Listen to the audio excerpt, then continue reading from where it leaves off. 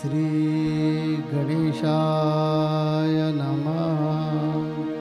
श्री सरस्वती नमः। श्री गुरुभ्यो नमः।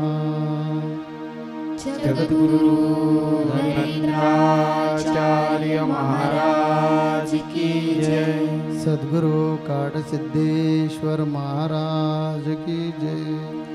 संत शिरोमणि गजानन महाराज की जय। आद्य जगद्गुरु रामानंदाचार्य महाराज की जय। सियावल्लभ रामचंद्र की जय। गुरुर्ब्रह्मा गुरुर्विष्णु गुरुर्देवो महेश्वरा। गुरुर्साक्षात् परब्रह्म तस्मै श्री गुरवे नमः। सार्थ श्रीमद दासबोध दशक 17वा समास 8वा तत्वनिरूपण। श्रीराम नाभेपासून उन्मेष वृत्ती तेची परा जाणिजे श्रोती। ध्वनी रूप पश्यंती हृदयी वसे। कंठापासून नाद झाला मध्यमा वाचा बोलीजे त्याला। उच्चार होता अक्षराला वैखरी बोलिजे। सर्वांगी व्यान नाभी समान कंठी उदान गुदी अपान। मुखी नासिकी प्राण नेमस्त जाणावा। बोलिले हे प्राण पंचक आता ज्ञान इंद्रिये पंचक। श्रोत्र त्वचा चक्षु जिल्हा नासिक ऐसी हे ज्ञानेंद्रिये। वाचा पाणी पाद शिस्न गुद हे कर्म इंद्रिये प्रसिद्ध। शब्द स्वरूप रूप रसगंध ऐसे हे विषय पंचक। अंतकरण प्राण पंचक ज्ञानेंद्रिये कर्मेंद्रिये पंचक। पाचवे विषय पंचक ऐसे ही पाच पंचके। ऐसे हे 25 गुण मिळून सूक्ष्मदेह जाण। याचा कर्दम बोलीला श्रवण केले पाहिजे। पुंडलिक वरदे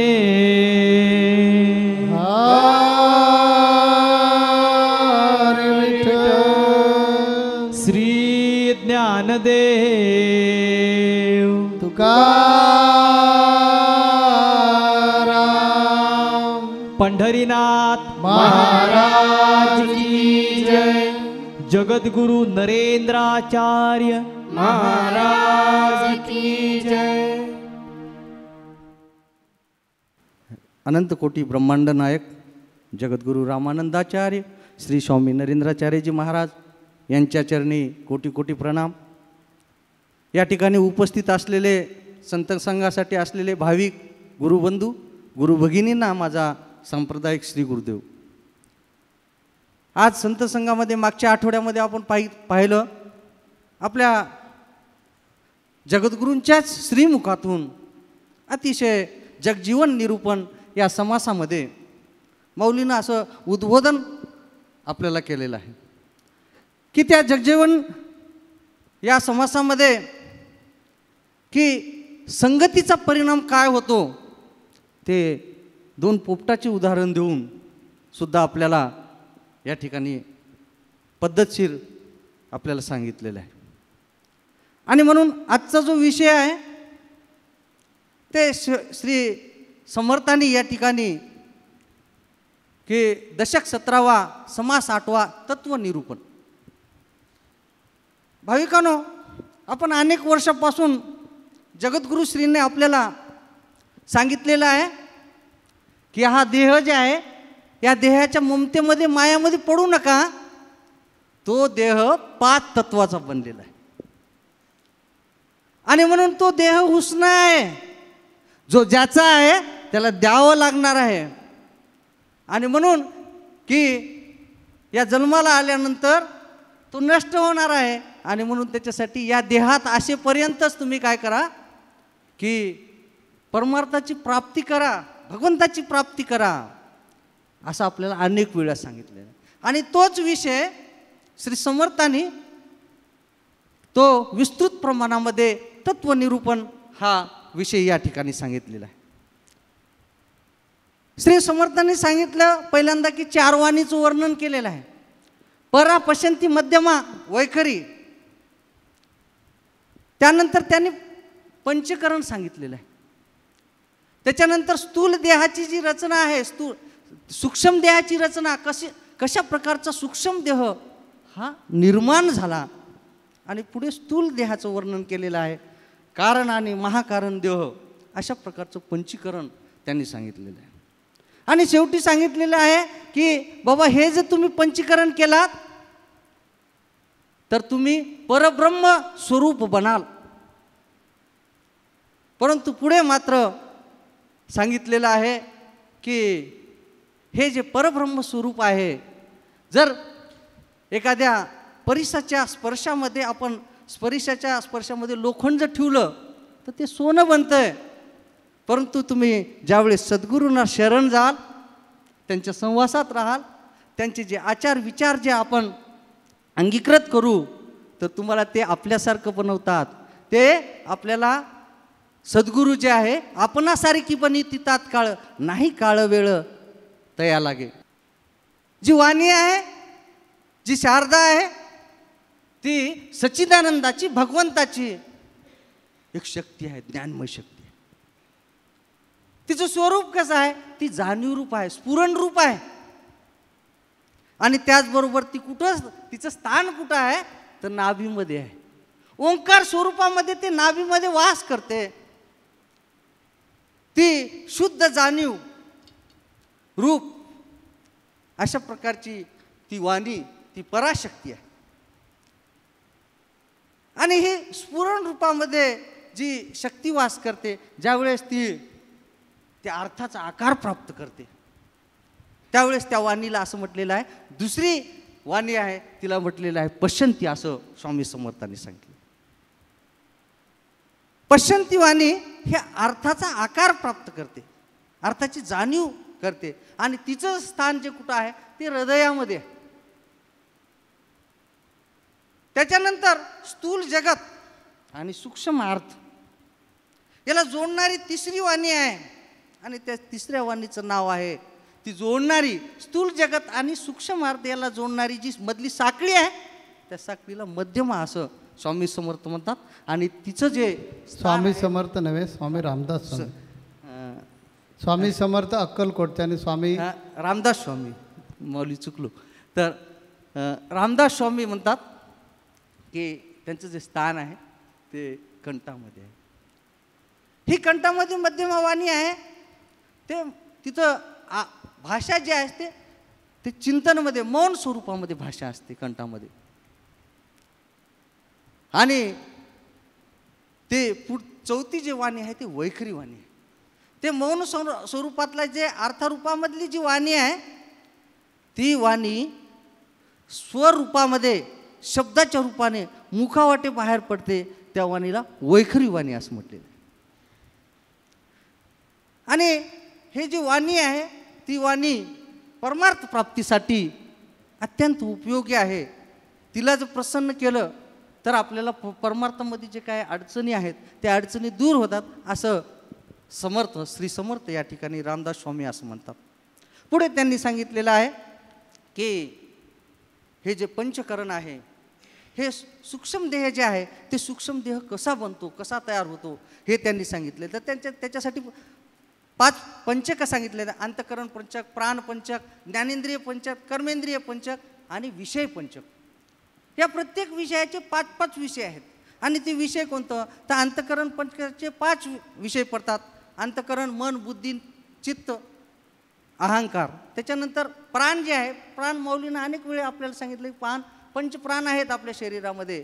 आणि गुरुदेवांची जी ग्रंथसंपदा आहे त्याच्यामुळे मुक्तीचे राजमार्ग, त्याच्यामध्ये तर पहिलाच धडा आपला मानवी देह किंवा शरीर रचना, त्याच्यामध्ये विस्तृत प्रमाण अतिशय सोप्या भाषेमध्ये आपल्याला गुरुदेवांनी सांगितलेला आहे. आणि तोच विषय या ठिकाणी श्री समर्थांनी स्वामी रामदास स्वामींनी सुद्धा या ठिकाणी तोच विषय सांगितलेला आहे. तर पंचप्राण जे आहे, व्यान आहे, समान आहे, उदान आहे, अपान आहे, प्राण आहे, ज्ञानेंद्रिय कान, त्वचा, डोळे, जीभ, नाक आणि विषय पंचक, शब्द, स्पर्श, रूप, रस, गंध, असे 5 पंचकाचे 5 म्हणून असे 25 विषय तयार होतात.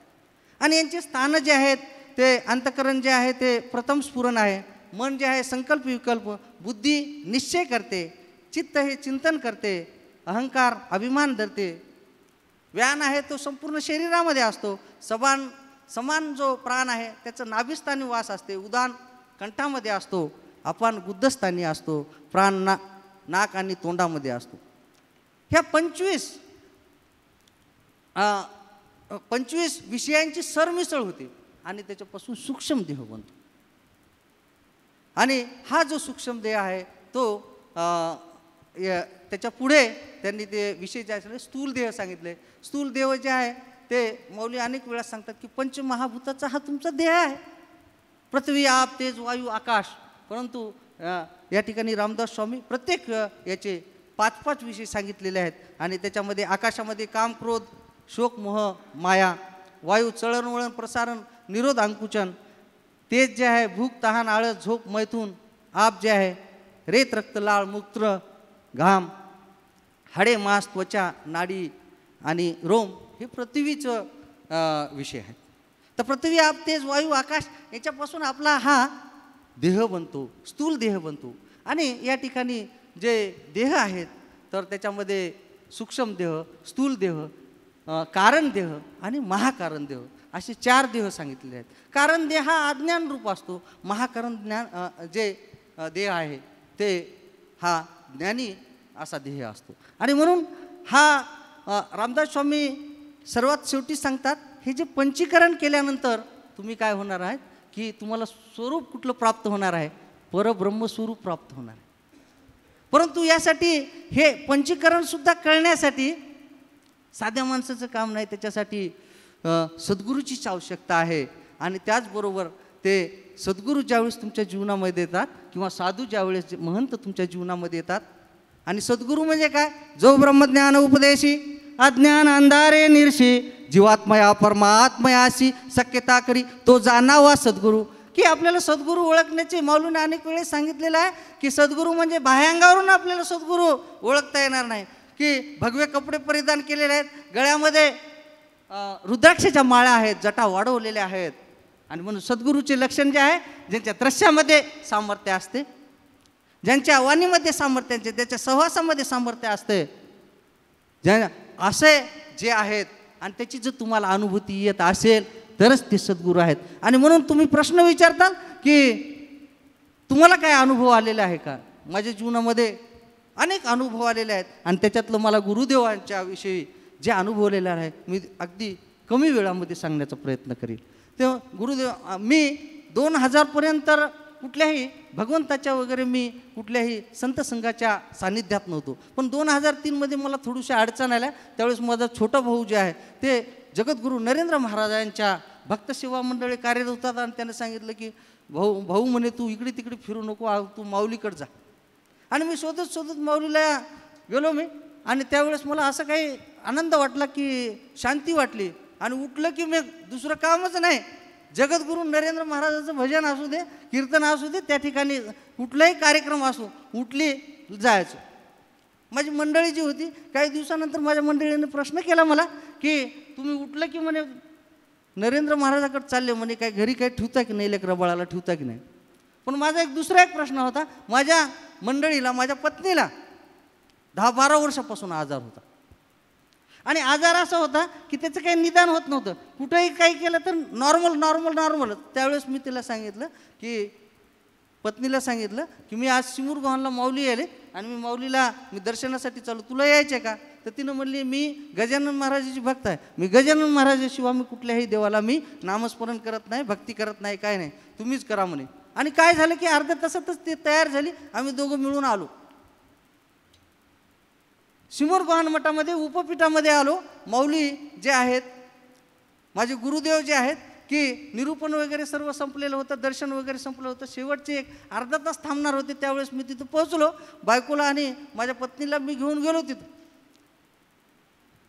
1-2 वेळेस दर्शन झालेलं असेल, कुठल्याच प्रकारचा प्रश्न मी त्यांना विचारला नाही. आणि त्या ठिकाणी पत्नी जे आहे, पत्नीनं दर्शन घेतलं, मीही दर्शन घेतलो. खूप गर्दी कमी होती आणि माऊली जे शेवटचं काहीतरी सारांश रूपामध्ये मार्गदर्शन कार्यकर्त्यांना, भक्तगणांना, शिष्यांना करत होते. आणि जवळजवळ 15-20 मिनिट गुरुदेवांनी त्या ठिकाणी संभाषण केलं. बायको तिकडे दर्शन घेऊन आली आणि आम्ही लांब असं थांबलो होतो. आणि लांब थांबल्यानंतर बायको मंडळी जी आहे, माझी पत्नी जी आहे, ती थांबल्या अशी कोसळली खाली. मी 2-3 वेळेस दर्शन घेतलं होतं, गुरुदेवांचं प्रवचन वगैरे ऐकलेलं होतं. आणि त्यावेळेस मला प्रश्न पडला की मी म्हणलं काहीतरी आहे, पडू द्या म्हणलं मी काय. आणि मी तिला उठवण्याचा प्रयत्न केला नाही. आणि ज्यावेळेस 15 मिनिटानंतर ज्यावेळेस ती माझी पत्नी आहे ती उठली, तर तिच्या चेहऱ्यावर ती तेज दिसायला लागलं, घामानं सगळं संपूर्ण शरीर. भाविकांनो, मला सांगायला आनंद होतो की 2003 मी गुरुदेवांकडे फक्त मी प्रश्नही विचारला नाही, फक्त दर्शन घेतलं. आणि तेव्हापासून माझ्या पत्नीला 1 रुपयाची गोळीसुद्धा दिली नाही. आणि त्यापूर्वी मात्र मला महिन्याला 2 महिन्याला दुसरं काही नाही, मला सलाईन मात्र चढवावं लागत होतं. आणि त्यानंतर मग अनुभव म्हणजे अनुभवच आहेत. आणि म्हणून या ठिकाणी अनुभव नको विषयावर या, टायमिंग संपत आलं आहे तुमचं. आणि म्हणून हे पंचीकरण जे आहे, या पंचीकरणामध्ये परब्रह्मस्वरूप आपलं परब्रह्मस्वरूप होतो. परंतु सद्गुरूची ज्यावेळेस आपल्याला सान्निध्य लाभते, सद्गुरू भेटल्यानंतर आपल्या जीवनामध्ये आपल्याला सद्गुरू हे आपणास. आम्हाला समर्थ रामदास स्वामींनी अनेक दिवस शिकवलेलं आहे, सांगितलेलं आहे. कारण आता आम्हाला वाटतं 180 किंवा 181 सत्संग असेल आपला. आणि त्यामुळे समर्थ रामदास स्वामींनी सगळी माहिती सांगून झालेली आहे. जीवनाचं कल्याण कसं करायचं, स्वहित कसं करावं. रामदास स्वामींच्याच भाषेत जर सांगायचं झालं तर, जन्मा आली ऐक काही करावे सार्थक, ऐसे न करता निरर्थक जन्मभूमीभार होय. हा जन्मभूमीभार होऊ नये म्हणून समर्थ रामदास स्वामींनी तुमच्यासाठी आणि माझ्यासाठी हा दासबोध लिहिला. आणि या दासबोधाचं जो मनन करेल, चिंतन करेल, त्याचा अभ्यास करेल आणि या दासबोधाप्रमाणे जो चालेल, त्याच्या जन्माचं नक्की कल्याण होणार आहे. त्यामुळे ते कल्याणाच्या हेतूनं समर्थ रामदास स्वामी सांगतायत की बाबांनो, आता तुम्ही लक्षात ठेवलेत ना, एवढे मी संत संघामध्ये तुम्हाला सांगितलं, या वेगळ्या समासांमधून तुम्हाला मी मार्गदर्शन केलं आहे. लक्षात घ्या, मुक्तीसाठी वाणीसुद्धा महत्त्वाची असते. कारण या वाणीमुळे संपर्क होतो. ही वाणी नसेल तर आपल्याला नीट जर समजलं नाही तरीसुद्धा आपलं कल्याण होतं. उदाहरणच ते पहिलं व्यावहारिक घेऊया म्हणजे कळेल. बघा, आपल्या महाराष्ट्रातल्या बऱ्याचशा लोकांना, अगदी त्याच्यात मी सुद्धा आहे, इंग्रजी येत नाही बोलायला आपल्याला. त्यामुळे बघा आपण मागे पडतो की नाही. इंग्रजी समजत असतं पण बोलता येत नाही. आणि त्यामुळे बऱ्याच वेळेला मागं पडावं लागतं. या उलट तामिळनाडू, केरळ इकडची मुलं बघा फटाफट इंग्लिश बोलत असल्यामुळे पुढे पुढे जातात. आता तुम्हाला भाषेचं, वाणीचं महत्त्व कळलं असेल. कारण वाणीनं संपर्क साधला जातो. वाणी ही संपर्क साधण्याचं प्रभावी माध्यम आहे. आता आपल्याला हे व्यावहारिक उदाहरण दिलं, आपण आध्यात्मिक आता उदाहरण बोलूया की वाणी कुणाशी संपर्क करायचा आहे, त्या भगवंताशी. त्या भगवंताशी आपल्याला संपर्क करायचा आहे.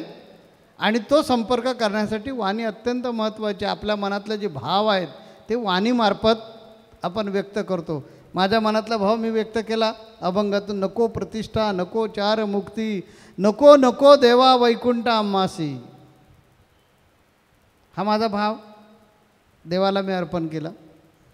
असे अनेक अभंग आम्ही लिहिले आणि ते वाणीच्या माध्यमातून भगवंतापर्यंत पोचवले. ही वाणी फार महत्त्वाची आहे.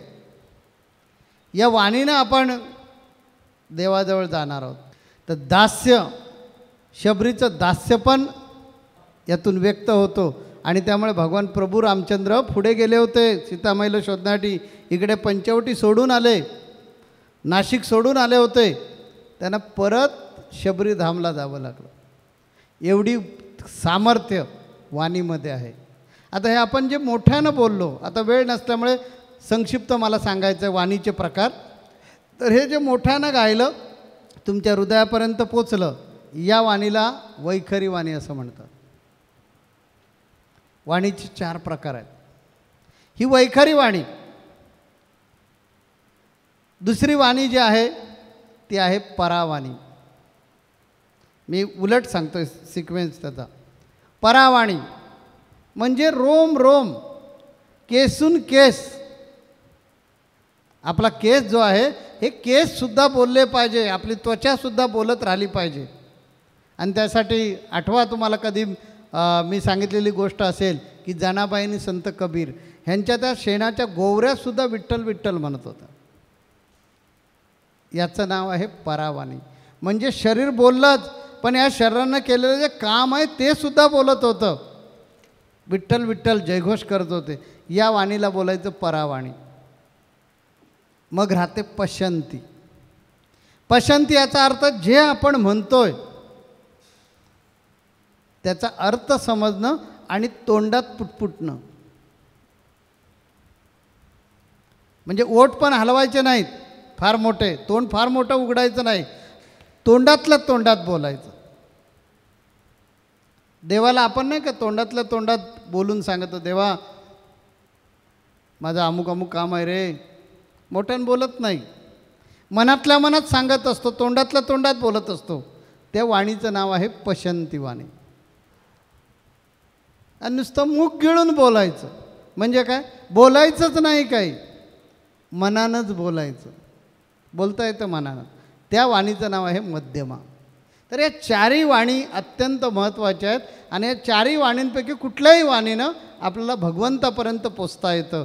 याच्यासाठी समर्थ रामदास स्वामींनी आपल्याला उजळणीसाठी हा परत समाज घेतला.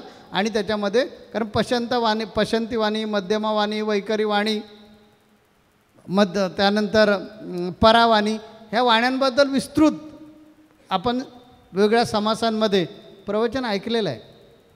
मग आता परत का समर्थ रामदास स्वामींनी घेतले, तर ती उजळणी आहे. समर्थ रामदास स्वामी एकदा परत आपल्याला जागृत करतात आणि सांगतात, बाबा ह्या 4 वाणीसुद्धा महत्त्वाच्या आहेत. यातल्या कुठल्याही वाणीनं तू भगवंताशी जोडला जाऊ शकतोस. कारण ह्या वाणी अशा बाहेरून कुठून तरी निर्माण झालेल्या नाहीत, त्या ह्या पंचकरणातून निर्माण झालेलं आहे. स्थूल देह, सूक्ष्म देह, करण देह, महाकरण देह हे कसे निर्माण झालेत आणि ही पंचकं कशी एकमेकाशी जोडली गेलेत ती मगाशी आपण ऐकली, आमच्या प्रबोधनकारांनी तुम्हाला सांगितलं. तर ह्या वाणी ज्या आहेत त्या कुठंतरी हवेतून आलेल्या नाहीत, याचा संबंध शरीराशी आहे. तर हे शरीर ज्या वेळेला भगवंताच्या नादी लागेल, ही वाणी ज्यावेळी भगवंताच्या नादी लागेल, त्या आपण भगवंताचे झालेले असू. म्हणून ही जी वाणी आहे ती नीट समजून घ्या. आणि जे जे काय या वाणीमार्फत आपण करतोय ते त्याच्यापर्यंत पोचतं, वाईटसुद्धा आणि चांगलंसुद्धा. काय करायचं आहे आपण ठरवायचं आहे. म्हणून हे तोंड जे दिलेलं आहे ते कसं वापरायचं आपण ठरवायचं. म्हणून मी ते सांगितलेलं आहे, ते घोषवाक्य आहे माझं, बोलणार असाल विनम्र बोला. कारण हत्याराने झालेली जखम भरून येते, शब्दानं झालेली जखम भरून येत नाही. म्हणून ही वाणी जी आहे ही फार प्रभावी काम करत असते व्यवहारामध्ये सुद्धा आणि अध्यात्मामध्ये सुद्धा. म्हणून अध्यात्मामध्ये आपण आध्यात्मिक लोक आहोत, आपण अध्यात्मामध्ये लक्ष ठेवलं पाहिजे की ही वाणीच फार महत्त्वाची आहे. ती वाणी रसाळ कशी होईल, प्रासादिक कशी होईल, मृदू कशी होईल, सात्विक कशी होईल आणि मला भगवंतापर्यंत कसं पोचता येईल याची आठवण करून देण्यासाठी हा समर्थाने हा समास लिहिलेला आहे. जगद्गुरु नरेंद्राचार्य महाराज की जय. सद्गुरु सिद्धेश्वर महाराज की जय. संत शिरोमणी गजानन महाराज की जय. आद्य जगद्गुरु रामानंदाचार्य महाराज की जय. सियावल्लभ रामचंद्र की जय.